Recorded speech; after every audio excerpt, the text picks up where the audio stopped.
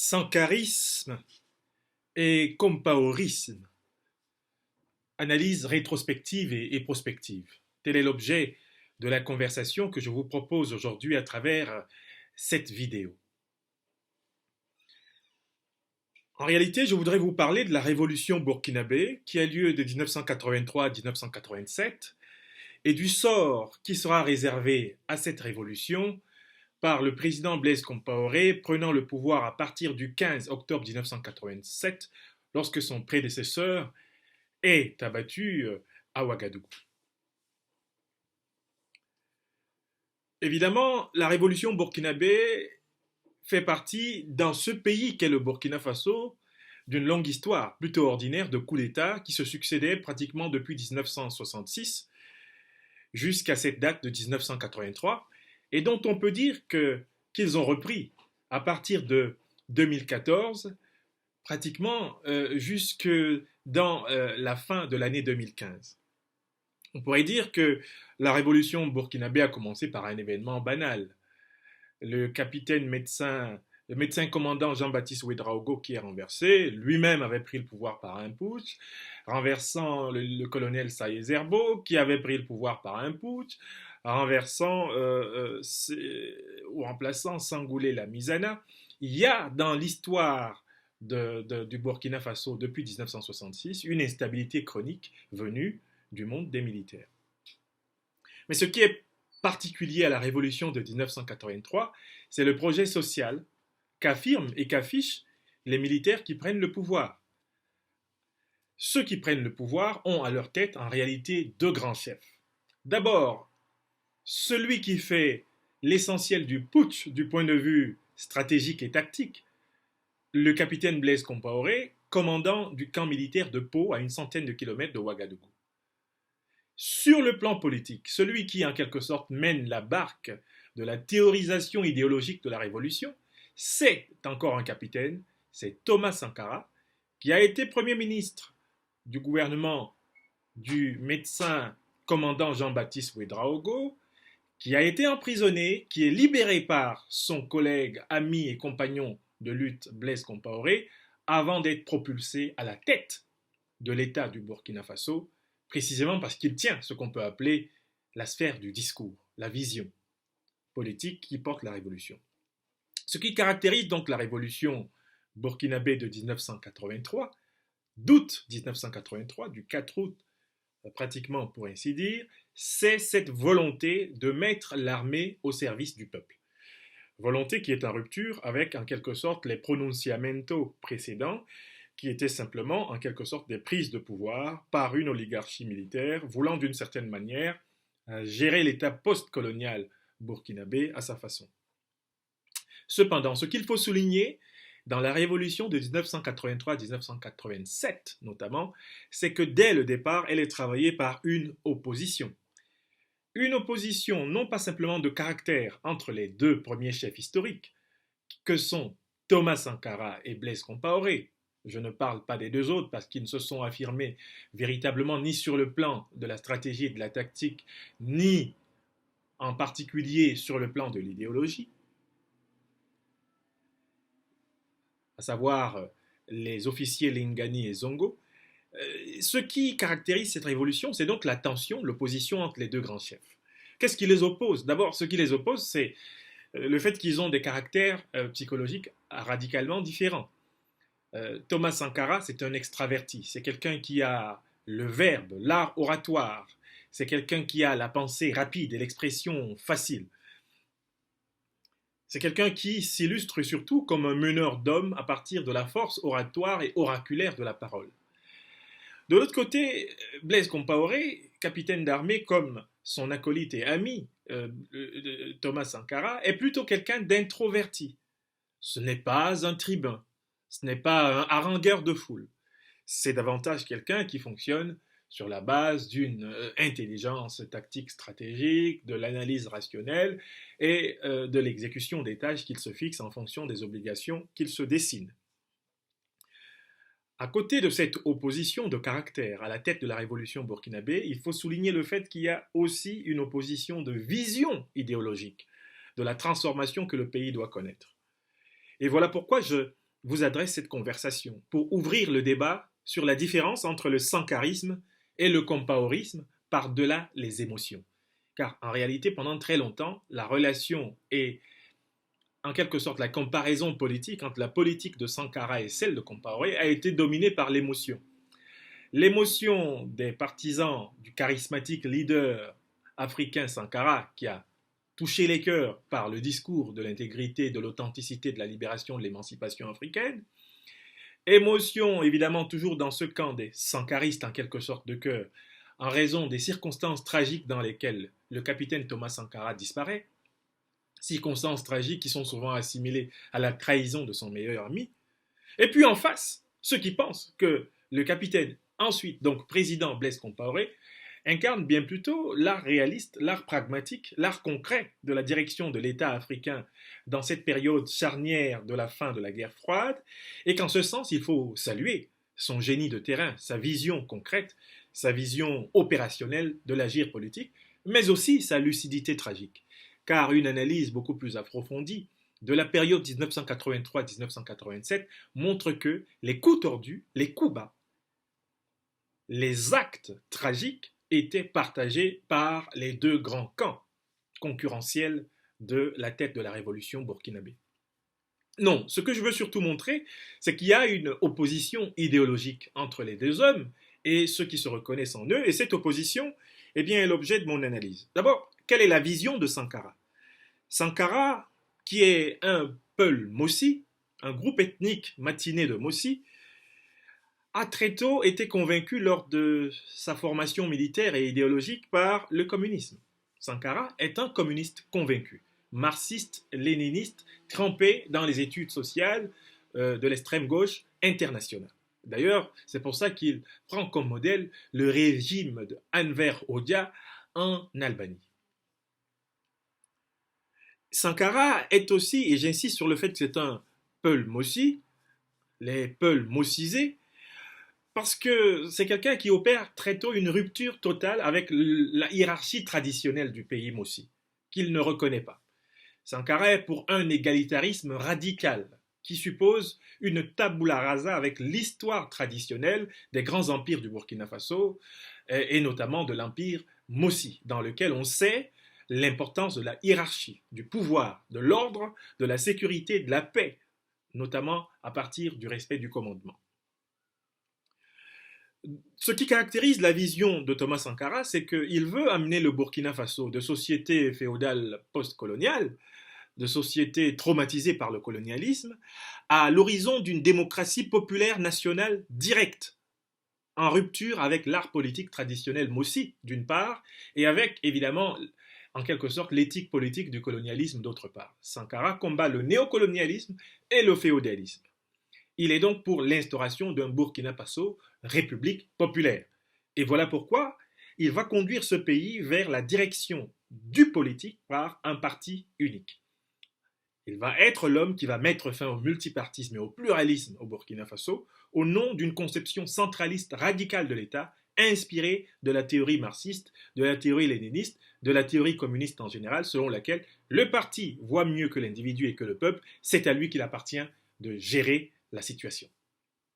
Sankara instaure de fait progressivement un monolithisme, une sorte de pouvoir unitaire et potentiellement totalitaire de gauche qui a pour but de conduire la société au forceps en fonction d'une vision qui est tracée d'avance.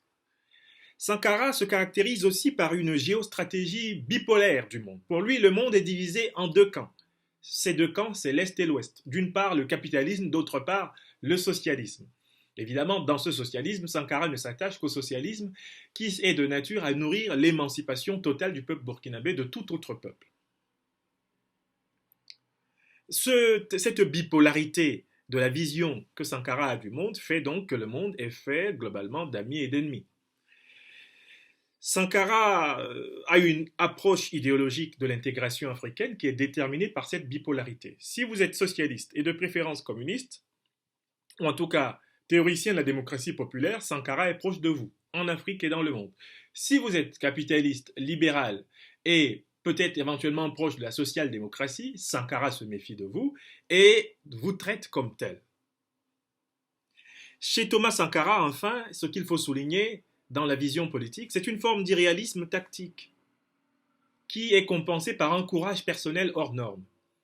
Sankara n'a pas tendance à prendre en compte tous les dangers qu'il encourt, encore moins son régime, parce qu'il croit que sa mission véritable, c'est de semer dans le psychisme de sa nation les graines de liberté qui feront que l'homme voltaïque devienne, justement, comme le dira plus tard un lecteur de la situation, que l'homme voltaïque devienne un Burkinabé, un homme intègre. Quelle est la vision de Blaise Compaoré en face? La vision de Blaise Compaoré, ce qui sera donc le fondement de ce que nous appelons le compaorisme, c'est une vision dans laquelle, contrairement à Sankara, la vérité n'est pas forcément plus importante que l'efficacité. Chez Compaoré, l'efficacité compte parfois plus, voire autant que la vérité.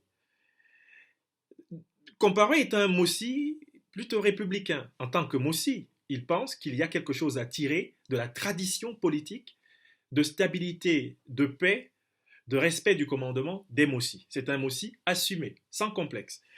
C'est aussi un républicain qui croit fondamentalement que la révolution burkinabé doit conduire le Burkina Faso vers l'État démocratique représentatif, de style issu de la tradition libérale, un État comparable globalement dans l'organisation de la politique, eh bien, à la France, à la Grande-Bretagne, aux Nations Unies, aux États-Unis d'Amérique, aux grandes démocraties occidentales qui peuvent inspirer en Afrique la naissance de ce qu'on appelle aujourd'hui l'État de droit. Pour Blaise Compaoré, la géopolitique internationale ne doit pas être bipolaire, elle doit être multipolaire, parce qu'il n'y a pas d'État absolument ou totalement bon et d'État absolument ou totalement mauvais. Compaoré refuse la bipolarisation sankariste du monde entre l'Est et l'Ouest, entre les démocraties dites populaires et puis le reste. Pour Compaoré, le Burkina Faso a à négocier avec chaque État du monde ses intérêts sans s'imposer a priori des carcans idéologiques stricts. Car en réalité, la liberté vient probablement de ce jeu avec la multipolarité du monde à partir duquel se dégage une sphère d'autonomie pour soi-même. Compaoré, dans l'approche de l'intégration africaine, est un pragmatiste. Il n'impose pas à ses relations africaines l'espèce de bipolarité systématique que Sankara imposait à sa vision de la diplomatie internationale. Pour Compaoré, on peut avoir des principes, mais il faut continuer à tenir compte des réalités pour faire progresser sa cause. Enfin, ce qu'il faut souligner, c'est qu'à la différence de Sankara, Compaoré est marqué par une très grande lucidité tactique.